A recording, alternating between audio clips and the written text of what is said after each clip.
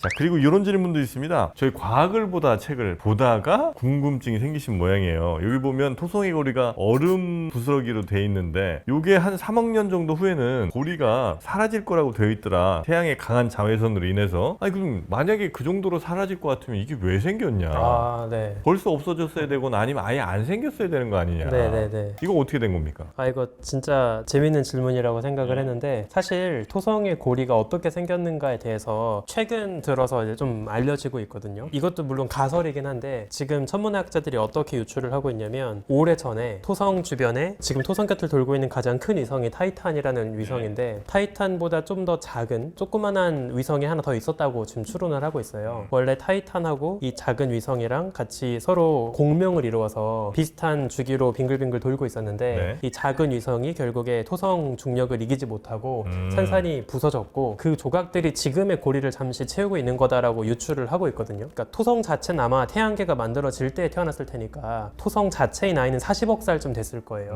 그럼 당연히 토성 주변에 있는 고리도 동시에 만들어졌다면 고리의 나이도 40억 살 됐을 거라고 생각을 했을 텐데, 실제로 토성 주변을 지나가면서 탐사선으로 확인을 해보니까 토성 고리가 너무 지나치게 밝아요. 이게 밝다는 게 무슨 뜻이냐면, 태양계에서 오래 전에 만들어진 구조물들은 대부분 태양계를 떠돌고 있는 먼지 입자들을 계속 묻히기 때문에 색이 좀 탁해지거든요. 그러니까 어둡게 변해야 돼요. 근데 토성 고리는 너무 이상할 정도로 밝기가 밝은 거예요. 그러니까 이건 아직 때를 덜 탄 따끈따끈한 신상인 거죠. 그걸 가지고 이제 천문학자들이 유출을 해보니까 토성의 고리는 아무리 길게 잡아도 1억 살? 공룡이 태어날 쯤에 만들어졌을 거다. 그래요? 네, 그러니까 공룡은 어쩌면, 만약에 공룡에게 망원경이 있었다면 걔네가 봤던 토성은 아직 고리가 없는 상태였을 수도 있어요. 위성이 부서지면서 지난 1억 년 사이에 지금의 고리를 잠깐 이루었고, 지금은 그거 외에도 주변에 있는 다른 얼음 위성들이 물을 조금씩 공급하면서 고리를 보충하고 있긴 하지만, 잠시 존재했던 고리가 다시 앞으로 3억 년 안에 태양빛을 받아서 토성 안쪽으로 고리비가 내린다고 하는데, 그렇게 안쪽 고리부터 점점 고리가 사라질 거다라는 게 지금의 가설입니다. 지금도 조금씩 내리고 있어요, 고리비는? 네네. 그거는 실제 토성 지나갔던 카신이나 예전에 날아갔던 보이저 탐사 이런 걸 통해서 고리에 있는 얼음 입자들 일부가 토성 자기장 흐름을 따라서 자기력선처럼 떨어지는 장면을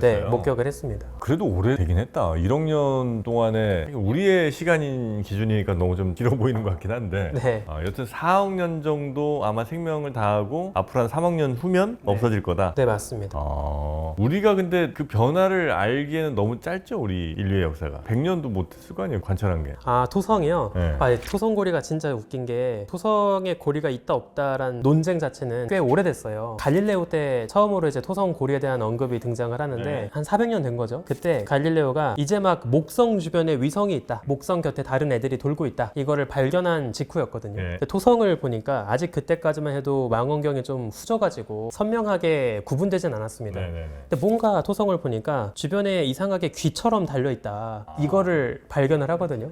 그래서 실제로 그 갈릴레오가 되게 귀엽게 기록을 남긴 게 있는데, 진짜로 조그맣게 이모티콘처럼 그 문장 사이에다가 동그라미 하나 그리고 양옆에다가 귀를 그려놨어요. 뭔지 모르겠는데 귀가 있다, 주전자같이 이제 손잡이가 있다, 그렇게 이제 이야기를 하거든요. 근데 그러고 나서 40년 가까이 이게 고리라는 건 아무도 몰랐습니다. 그냥 토성 주변에 위성들이 우연히 겹쳐져가지고 뭐 고리처럼 보이는 게 아닐까 이제 이런 생각을 하다가, 나중에 시간이 지나서 카시니, 그다음에 하이원스 이런 천문학자들이 이거는 안정적인 뭔가 고리 형태로 토성을 감싸고 있는 거다, 이제 이런 거를 확인하게 되는 거죠. 지금은 뭐 굉장히 정확하게 관측이 가능한 그런 수준이 이제 된 거고, 심지어 그 옆에 지나가면서 사진도 찍어서 보내주는 거니까. 참고로 하나만 말씀드리면, 지금이 딱 토성을 구경할 때 굉장히 재밌는 시기입니다. 지금? 네, 요즘에 밤하늘 보면 토성이 되게 밝게 떠 있는데, 요즘에 망원경으로 토성을 보잖아요. 토성의 그 자전축 기울기도 지구 공전 궤도면에 대해서 좀 기울어져 있다 보니까 어느 시점에 토성을 보는지에 따라서 고리가 넓게 보일 수도 있고 옆으로 보면 가늘게 보일 수도 있고 그렇거든요. 지금은 거의 완벽하게 딱 가늘게 보여요. 그러니까 토성의 고리가 없는 것처럼 보입니다. 그래요? 완벽하게 옆에서 지금 보는 방향이어서. 지금 볼 때는 그 토성의 맨 모습을 보기 가장 좋은 때고. 토성이 제일 안 이뻐 보이는 시점인 거죠. 태 없는 토성. 요즘에 좀 괜찮은 망원경 온라인에서 파는 거 몇십만 원짜리 있잖아요. 그런 걸로 보면 토성 잘 보여요? 토성 정도면 뭐 엄청 훌륭한 망원경 아니어도 휴대폰으로 찍어도 보이던데. 완전. 휴대폰으로? 네, 찍고 이렇게 확대해도 이게 네. 보여요. 진짜요? 옛날에 그 네. 무슨 야구 중계하던 카메라가 하늘에 떠 있는 토성 잡아가지고 좀 줌했더니 막 골이 보이고 그런 우와. 장면도 있었어요. 진짜요? 네네. 휴대폰 프로모드를 한 다음에 노출 시간 이렇게 해놓고 딱 해두면은 잘 찍혀요, 전체 사진이. 전 그렇게 찍습니다. 토성이 어디쯤에 있어요, 근데? 그거를 잘 찾아야 돼. 그 앱으로 이렇게 찾은 다음에 네. 계속 찍으면은 찍히더라고요. 토성 같은 거 찾는 건 쉬워요. 해가 진행하는 구글 경로가 스카이맵? 황도잖아요. 그럼 되게 동쪽에서 남쪽을 높게 떠서 서쪽으로 지거든요. 그 길을 이렇게 보다가 반짝이지 않으면서 빨간색이 아니다. 그러면 목성 아니면 토성이에요. 네네. 근데 목성은 아. 워낙에 밝아서 딱 봐도 아 저건 목성이다라는 거 알 수 있고요. 그래요? 토성은 좀 어둡습니다. 밤만에서 본 것 중 제일 밝은 것 중에 신기했던 게 국제우주정거장이었어요. 아, 그거 옛날에 보이죠? 학교 끝나고 가다가 저 뭐지? 했는데 이제 국제우주정거장이었어요. 그래서 어떻게 알아요, 우주정거장인지? 아니 그냥 엄청 밝은 게 훅 지나가는데 저 뭐지? 근데 아무리 생각해봐도 저거는 국제우주정거장일 수밖에 없다 해서 ISS 체킹하니까는 한국을 지나갔구나 바로 하면서네. 아, 그거 체크하면 나와요, 또? 나와요. 위치가? 앱도 네, 있어갖고 맞아요. 그거 취미로 하는 사람들이 있어요. 네네. 딱 지나가기 직전에 엄청 알람도 밝게 뜹니다. 아주 빠르게 훅 지나가가지고 그거는 저 핸드폰으로 찍으면 나와요? 나오겠죠. 근데 너무 속도가 빨라가지고 빨라서. 속도가 네. 빨라서 아, 그러면 그래요? 아주 쓱 지나가는 시는 깔끔하게 지나가는 우주에는 정말 많은 별들이 있지 않습니까? 스스로 빛을 내는 그 수많은 별들이 그렇게 많은 빛들을 계속해서 쏟아내고 있는데 그 빛 다 어디 갔냐? 왜 밤하늘은 깜깜하냐? 예, 요거 어떻게 됩니까? 아주 훌륭한 질문이고 또 사실 제가 다양한 방식으로 설명을 드렸던 이야기이기도 네. 한데요. 일단 밤하늘이 왜 깜깜하냐는 것 자체가 지금 우리가 우주의 시작을 이해하고 있는 빅뱅 이론의 뿌리가 되는 아주 중요한 질문이었거든요.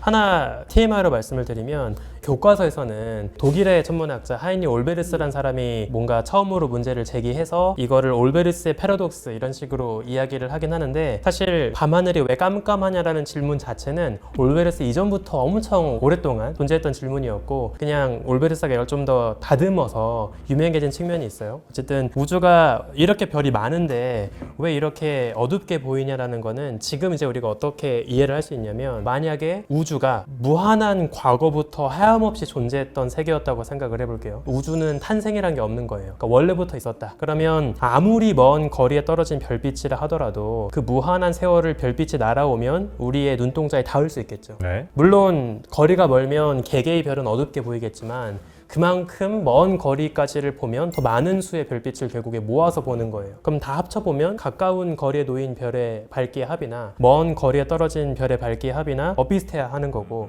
말씀하신 것처럼 우주는 밝게 보일 수 있겠죠. 그런데 빅뱅 우주론은 우주가 무한한 과거부터 원래 있던 세계가 아니다. 마이너스 138억 년 전부터 존재했다. 라고 딱 명확하게 타임라인을 잘라버리는 거예요. 그러면 우리가 볼 수 있는 빛은 우주의 나이보다 더 긴 시간을 빛이 날아와야 하는 그 먼 거리에 있는 빛은 볼 수가 없겠죠. 그래서 우리가 빛을 통해 감지할 수 있는 우주의 한계가 결국에 정의될 수밖에 없고 그 안에 있는 우주만 볼 수밖에 없기 때문에 그래서 일단 우주는 밝지 않다. 이런 거를 이제 설명할 수가 있습니다. 근데 사실 그게 우주의 크기로 설명할 수도 있고 또 하나 딴지를 걸자면 우주의 크기는 무한한데 우리 지구로부터 거리에 따라서 별의 밀도가 달라진다 라는 걸로 설명할 수도 있잖아요. 네네. 그래서 우주가 어둡다. 멀수록 별의 밀도가 낮다. 그렇죠. 그렇게 하면은 우주 밝기가 무한대일 필요는 없죠. 그래서 사실 이게 우주의 크기가 무한대라는 것과 네. 우주의 별의 분포가 네, 균일하다라는 맞습니다. 가정이 있으면 설명이 네, 되는 거라고 하는 게 사실은 더 맞는 것 같아요. 지구는 어쨌든 은하 중심부는 아니니까 네. 밀집도는 떨어질 거 아니에요? 네네. 되게 별 많은 데 가서 만약 우리 지구가 있다고 치면 밤하늘은 지금보다 조금 더 밝습니까? 엄청 밝을 수도 있잖아요. 저 엄청 밝을 거예요. 아, 그래요? 태양계만 보면 우리가 지구에 이제 대기가 없다고 생각을 했을 때 단적으로 비교를 하기 위해서 명왕성 정도 거리에서 그 명왕성 지평선에 보이는 태양의 밝기랑 지금 지구에서 보이는 태양의 밝기를 비교하면 명왕성에서 보이는 게 지구에서보다 한 900배 어둡게 보이거든요. 그냥 작은 점 하나 떠 있는 것처럼 보일 거예요. 태양이? 네, 태양이. 물론 주변에 다른 별보단 밝겠지만 근데 이제 만약에 주변에 뭐 성단이 있다거나 아니면 아예 은하 말씀하신 것처럼 은하 중심부에 들어가서 별의 밀도가 높은 곳에 살고 있다. 그러면 애초에 글쎄요. 밤과 낮의 정의가 의미가 없지 않을까요? 그 정도로 밝아요? 네, 그러니까 만약에 굳이 테크니컬하게 낮은 내가 중심에 두고 있는 별을 내가 보고 있을 때 그리고 밤은 그걸 등지고 있을 때라고 뭐 억지로 정의할 수는 있겠지만 밝을 때가 낮이고 뭐 어두울 때가 밤이다 이런 이제 고전적인 정의는 의미가 없겠죠. 아 그래요? 그럼 여기가 낫네. 중심부보단 차라리 여기가 낫다 그죠? 아까 SF 얘기를 많이 했는데 네. 제가 예전에 되게 인상 깊게 읽은 SF 단편이 하나 있어요. 이게 어떤 그 이야기를 하고 있냐면 우리의 먼 후손들이 별이 바글바글한 구상성단 같은 데 중심부에 살고 있는 거예요. 근데 이제 과거의 추억은 없어요. 그래서 낮도 밝고 밤도 밝다 보니까 이제 후손들은 잠을 안 자요. 잠을 그냥 안 자는 존재가 된 거예요. 근데 아주 가끔씩 선조들, 우리들의 DNA가 남아있는 이상한 사람들이 있어서 그 사람들은 밝은 밤에도 잠을 자야 하는 거예요. 근데 역으로 이제 그 세계는 잠을 자는 게 이상한 세계다 보니까 밤이 되었을 때 졸린 사람들을 기면증 환자 취급을 해요. 그래서 이제 치료 대상, 병적으로 치료를 해야 되는 대상으로 이제 인식을 하고 병원에서 기면증 치료를 받는 그 주인공이 자기네 동생이랑 같이 편지를 주고받는 이제 그런 컨셉의 SF 단편이 있었거든요. 그래서 뭐 그런 재밌는 생각도 해볼 수 있겠죠. 저는 SF까지 안 가고 최근에 북극 다녔다고 얘기했었는데 북극에는 백야잖아요. 아, 네네. 계속 배가 떠 있어요. 그러니까는 패턴이 안 맞추는데 그냥 거기 과학기 사람들 그냥 노르웨이 시간대로 살아요, 그냥. 근데 이제 거기에 새들이 엄청 많아요, 여름에. 왜 전 세계 새들이 다 와가지고 거기서 번식을 하고 있거든요. 왜냐면 여름에 살짝 북극 빙하가 녹으면은 그때 꽃들이 막 피고 씨앗들이 막 터져나가고 벌레들도 거기서 막 터져나가고 그때 폭발하는 생물량을 이용하려고 철새들이 와서 번식을 해요. 그때 가보면 그래서 되게 귀여운 뽀시래기 같은 병아리들이 삐짝삐짝 놀고 있어요. 그 기러기들 막 돌아다니는 병아리들이 놀고 있어요. 걔네들은 계속 뜨는 백야에서 풍부한 먹이만 먹으면서 평생 밤을 안 겪어봤겠죠. 먹고 피고 나면 자고 이러고 있다가 다 크면 이제 내려간단 말이에요. 네. 거기서 다 크고 내려갔을 때 처음으로 밤을 보겠죠. 우와. 얼마나 무서울까. 그때 처음 별을 보겠죠. 얼마나 신기할까. 그런 생각을 걔네들 보면서 생각했어요. 네. 아이작 아시모프 소설 중에 그런 거 있지 않나요? 태양 6개가 떠 있는 행성이 있는데 걔네가 우연하게 일렬로 배치가 돼서 월시까지 겹쳐져요. 그래서 태양이 6개나 되다 보니까 평소에는 그 행성 종족은 밤이라는 걸 몰라요. 항상 밝은 낮만 보고 살다가 아주 가끔씩 일정한 주기로 일식이 완벽하게 이제 이루어지는 거예요. 그럼 그 순간 갑자기 밤이 그렇죠. 펼쳐지고 생전 본 적 없는 밤하늘을 보면서 두려워하는 그런 소설이 있던 걸로 제가 기억을 하거든요. 야, 근데 갈로아님은 그 새들이 막 벌레 잡아먹는 거 보면 약간 좀 마음이 썩 편치는 않으시겠는데? 아닙니다. 새들도 좋아해서 아, 그래요? 귀엽게 새들도 봤습니다. 좋아하세요? 네네. 아. 그 뽀시래기 같은 병아리들 보고 있으면서 벌레들의 천적인데. 네네 귀엽게 보고 있습니다. 아, 그래. 아가페네요.